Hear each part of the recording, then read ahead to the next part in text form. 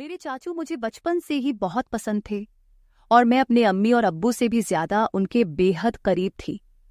आहिस्ता आहिस्ता मैं बड़ी होती गई और मेरी और मेरे चाचू की दोस्ती भी गहरी होती चली गई।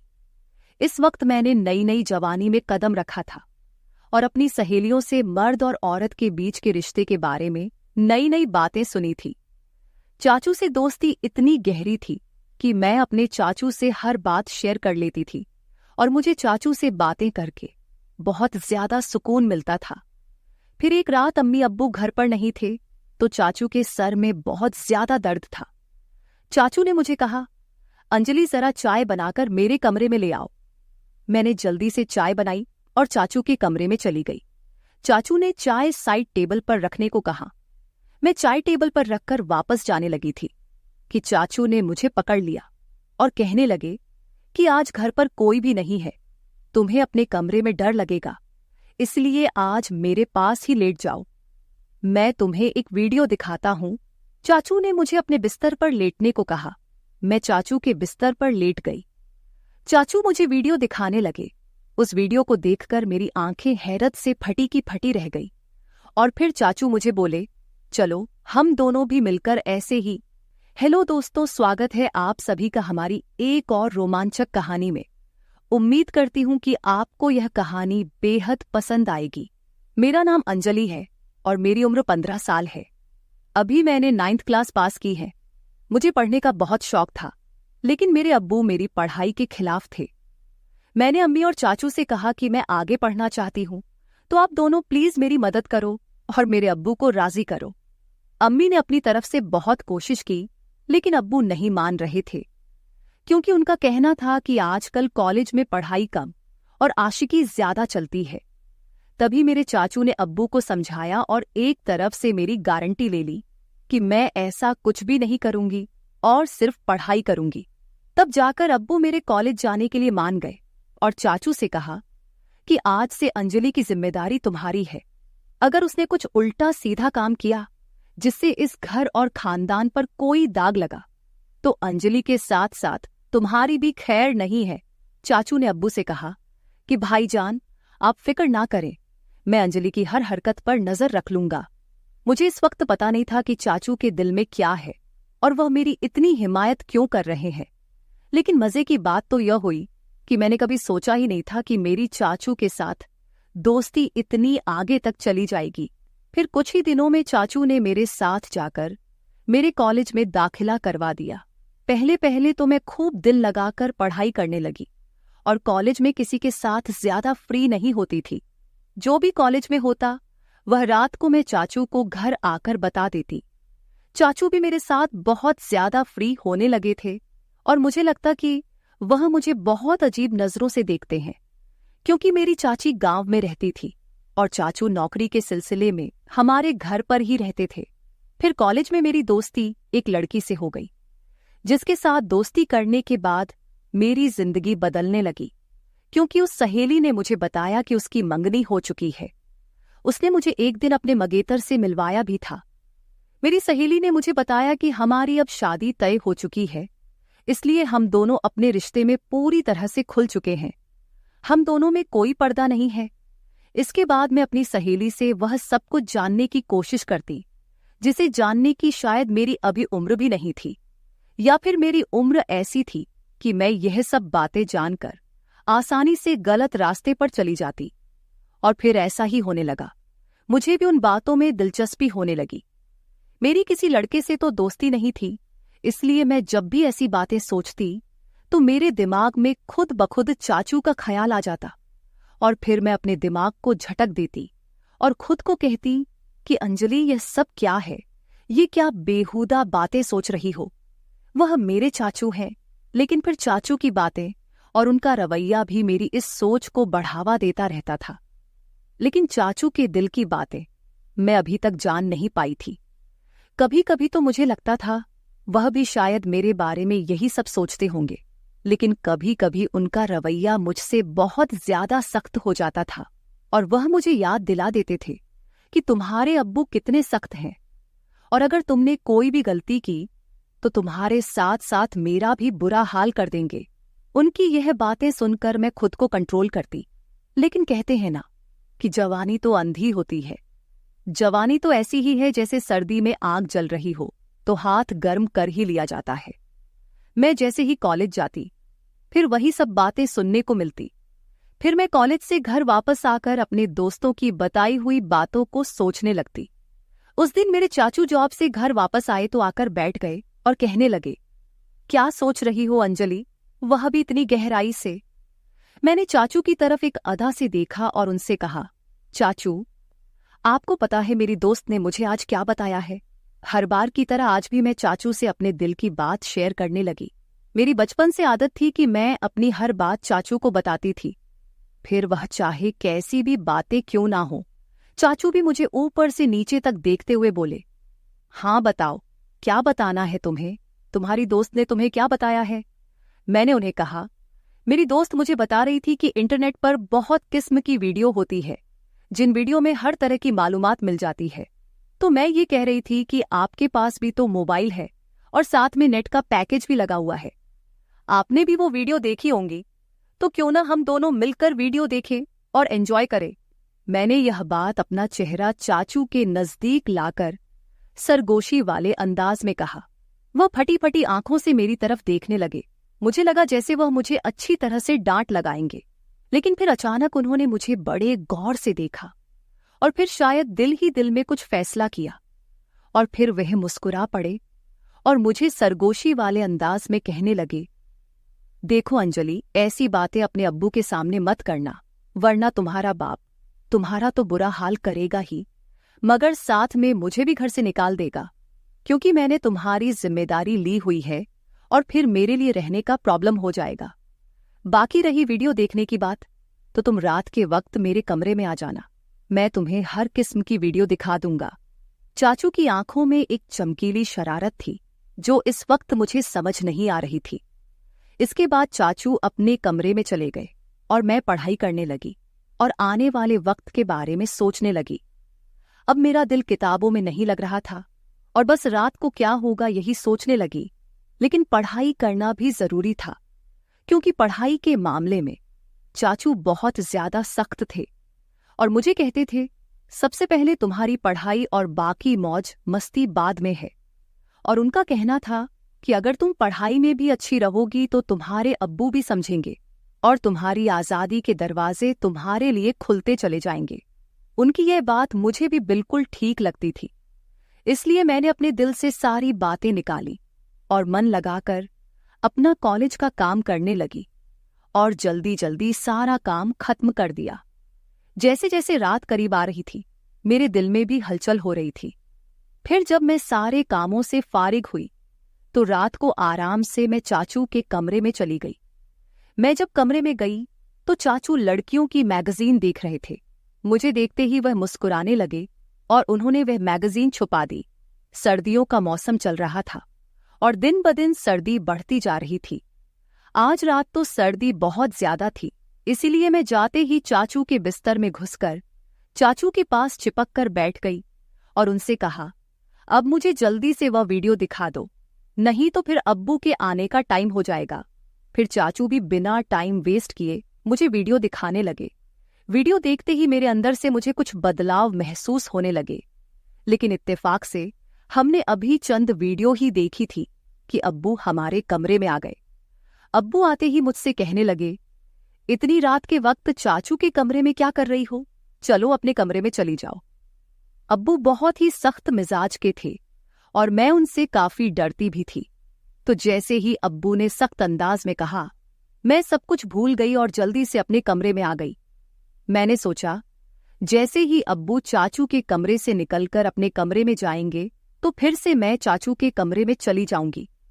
लेकिन इस रात अब्बू को चाचू से शायद कोई जरूरी काम था, इसलिए अब्बू काफी टाइम तक उनके कमरे में बैठे रहे और इंतजार करते करते मुझे पता ही नहीं चला कि कब नींद आ गई और पता नहीं अब्बू चाचू के कमरे से कब गए।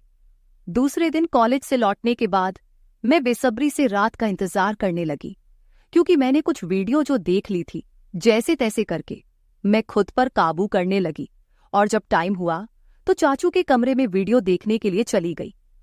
मगर चाचू ने कहा, अभी मैं अपने ऑफिस का काम निपटा रहा हूं, ऐसा करो, तुम थोड़ी देर बाद मेरे कमरे में आ जाना, मैं तुमको वीडियो दिखा दूंगा। मैं तो सुबह से ही वीडियो देखने के लिए बेताब हो रही थी, तो चाचू पर थोड़ा गुस्सा करके बैठ गई। मेरे मोबाइल में नेट का पैकेज लगा हुआ था। तभी मेरे मोबाइल पर किसी नए नंबर से मैसेज आया। उसकी भेजी हुई तस्वीर देखकर मेरी आंखें फटी की फटी रह गई। मैं अभी तक उस तस्वीर को देख ही रही थी कि उस आदमी के मैसेज आने लगे। वह काफी रोमांटिक अंदाज में चैट कर रहा था। मैं तो पहले ही बेताब थी, तो मैं भी उसी अंदाज में जवाब देने लगी। फिर मुझे ख्याल आया कि यह बात मुझे चाचू को बतानी चाहिए। मैं फौरन चाचू के कमरे में आई, लेकिन उनके कमरे का दरवाजा बंद था। तब मैं अपने कमरे में वापस आ गई और उस अनजान लड़के से वैसे ही बातें करने लगी। मैं मोबाइल पर उस वक्त मैसेज पर बात कर रही थी जब मैंने उससे कहा कि मैं तुमको देखना चाहती हूं, और उसको वीडियो कॉल पर बात करने को कहा, लेकिन उस लड़के ने मना कर दिया। उस टाइम मैं अपने कमरे से बाहर निकली तो मेरी नजर चाचू पर पड़ी। वह इस वक्त अपने कमरे से निकलकर सीढ़ियां चढ़ते हुए छत पर जा रहे थे और उनके हाथ में मोबाइल था। मुझे हैरत हुई कि वे रात के इस वक्त छत पर क्यों जा रहे हैं। रात के 12 बज रहे थे, मुझे नींद भी नहीं आ रही थी, लेकिन मेरे दिमाग में यह शक आ गया था कि कहीं चाचू ही तो मुझे नए नंबर से मैसेज तो नहीं कर रहे हैं।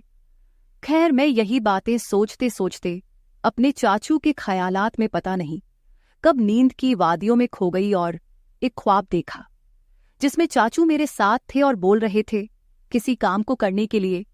तभी मेरी आंख खुल गई। सुबह मैंने देखा चाचू का मूड बहुत अच्छा था।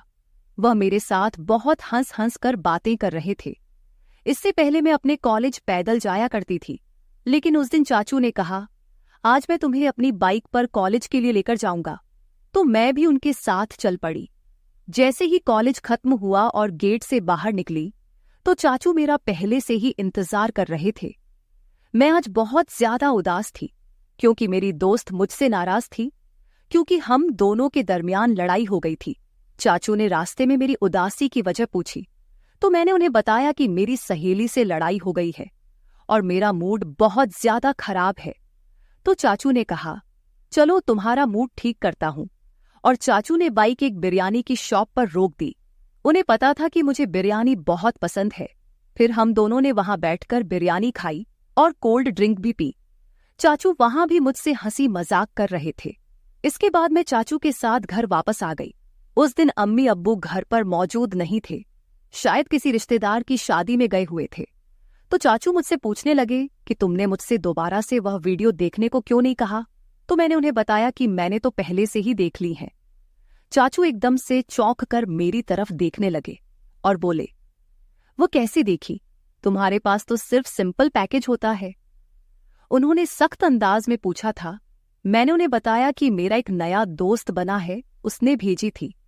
मैं रात को आपको बताने के लिए आई थी, मगर आप सो रहे थे।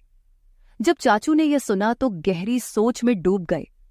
वह बोले, तुम अभी जाओ और अपने कपड़े चेंज करके आ जाओ। मैं अपने कमरे में चली गई। जब मैं वापस आई तो देखा कि चाचू मेरे मोबाइल पर कुछ तलाश कर रहे थे।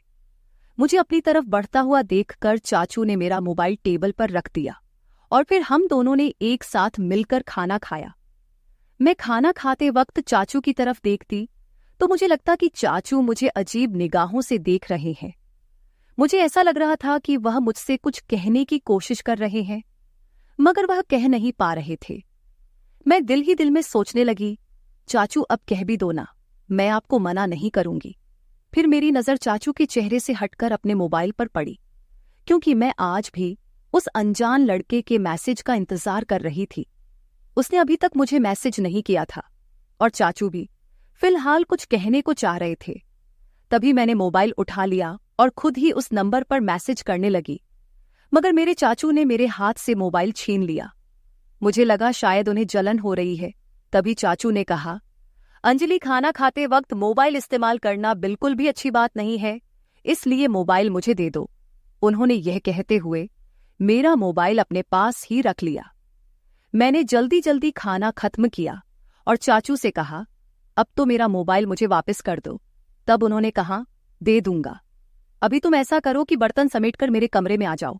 मैं तो खुश हो गई कि शायद जलन में आकर आज चाचू मेरी ख्वाहिश को पूरा जरूर करेंगे। मैंने ऐसा ही किया। जल्दी जल्दी बर्तन समेटे, फिर कॉलेज का काम भी खत्म किया और रात के 11 बज रहे थे जब मैं चाचू के कमरे में आई और उनसे कहने लगी, अब तो मुझे मेरा मोबाइल दे दो, मुझे उस दोस्त से बात करनी है। चाचू ने कहा, मेरे सर में बहुत ज्यादा दर्द हो रहा है, जाओ पहले मेरे लिए अच्छी सी चाय बनाकर लाओ। मैं चाय बनाने चली गई। कुछ देर बाद मैं चाय बनाकर कमरे में आई और चाय टेबल पर रख दी और मुड़कर जाने ही लगी। तभी चाचू ने मुझे बाजू से पकड़ लिया और बोले, आज घर में कोई भी नहीं है, तुम्हें अकेले सोने में डर लगेगा, आज रात तुम मेरे कमरे में ही रुक जाओ। मैं खामोश निगाहों से उनकी तरफ देखने लगी, क्योंकि आज रात मुझे उस लड़के से वीडियो कॉल पर बात करनी थी। मैंने जानबूझकर चाचू को वापस जाने के लिए यह बात कह दी कि मैं अपने कमरे में जाऊंगी और अपना बाजू उनसे छुड़ाकर कमरे से बाहर जाने लगी। मगर चाचू ने मुझे जाने से रोक दिया और बोले, मैंने जो कहा है उतना ही करो। उन्होंने सख्त लहजे में कहा था और मुझे अपने बेड पर लेटने को कहा। मैं भी डर के मारे चाचू के पास ही रुक गई। वह काफी देर तक तो मेरा मोबाइल इस्तेमाल करते रहे और मुझे सोने भी नहीं दिया। फिर चाचू ने मेरे साथ जो व्यवहार किया वो मैं कभी सोच भी नहीं सकती थी। रात के 12 बजे तो उन्होंने मुझे कहा, तुम देखना चाहती हो ना कि वह लड़का कौन है जो तुम्हें वीडियो और तस्वीर भेजता है। चाचू की बात सुनकर मैं बहुत ज्यादा खुश हो गई और बोला, हाँ मैं देखना चाहती हूँ। चाचू ने मेरा मोबाइल मेरे हाथ में थमा दिया और कहा, देखो इसको। उसकी तस्वीर देखकर मेरे होश उड़ गए, क्योंकि वो लड़का मेरी दोस्त का मंगेतर था। मैं फटी फटी हुई आंखों से चाचू की तरफ देखने लगी। मेरी आंखों से आंसू निकल पड़े थे। फिर चाचू बताने लगे कि तुमने जब मुझे इस लड़के के बारे में बताया तो मैं समझ गया था कि जरूर कोई तुम्हें बेवकूफ बना रहा है। तभी मैंने तुम्हारे मोबाइल से अंजलि बनकर इस लड़के से बात करना शुरू कर दिया। वह तुम्हारी तस्वीर बनाकर सोशल मीडिया पर डालने वाला था। अगर मैं उसे ना डराता तुम बर्बाद हो जाती और खानदान की इज्जत खराब हो जाती, और तुम्हारे अब्बू तुम्हारा और मेरा जो हश्र करते वह अलग। अंजलि बेटी, तुम्हारी यह उम्र कुछ अच्छा सीखने की है। ऐसी बुराई वाली बातों से, उन कामों से खुद को बचाकर रखो। तुम जब मुझसे ऐसी बातें करती थी तब मैं उन बातों को तुम्हारा बचपन और मजाक समझकर टाल देता था, मगर फिर मुझे एहसास हुआ कि मुझे टालने की बजाय तुम्हें किसी तरह से समझाना चाहिए। तभी मैंने तुम्हें सख्ती से समझाने के बजाय तुमसे दोस्ती बढ़ाई। अगर उस वक्त मैं तुमको सख्त अल्फाजों में समझाने की कोशिश करता तो शायद तुम समझने के बजाय नाराज हो जाती। फिर तुम मुझसे बातें शेयर ना करती और मुझसे दूर होकर दूसरे लोगों के जाल में फंस जाती। चाचू की बात सुनकर मैं फूट फूट कर रोने लगी। उन्होंने मुझे दिलासा देकर खामोश करवाया और समझाया कि मैं कॉलेज में ऐसी लड़कियों से दोस्ती करूं जो पढ़ाई में तेज हो, ना कि बुरे कामों में। मैंने चाचू से कह दिया कि मैं अब सिर्फ अपनी पढ़ाई पर ध्यान दूंगी, ऐसी लड़कियां और लड़कों के बुरे कामों में अब बिल्कुल भी नहीं पढ़ूंगी। दोस्तों, आज के दौर में माँ बाप अपने बच्चों को अपने साथ हर बात शेयर करने की इजाजत नहीं देते। ये उनके साथ बहुत बड़ी नाइंसाफी है। बच्चों को अच्छे और बुरे काम की तमीज सीखनी चाहिए और स्कूल या कॉलेज में किसी भी तरह की कोई भी हरकत हो तो अपने माँ बाप के साथ शेयर करनी चाहिए, ताकि फ्यूचर में आने वाली मुश्किलों से बचा जा सके। हर माँ बाप को अपने बच्चों को सही और गलत में फर्क बताना चाहिए और उनके हर कदम पर नजर रखनी चाहिए, ताकि अंजलि की तरह उनकी और उनके घर वालों की इज्जत महफूज रहे। तो मेरे प्यारे दोस्तों, इस मामले में आपकी क्या राय है, कमेंट करके जरूर बताएं। अगर आप ऐसी ही और भी इंटरेस्टिंग और रोमांटिक कहानियां सुनना चाहते हो तो चैनल को सब्सक्राइब जरूर कर ले और बेल आइकन ऑन कर ले, ताकि आपको मेरी आने वाली नई वीडियो की सूचना तुरंत मिल सके। कल मिलेंगे एक और नई कहानी के साथ। धन्यवाद।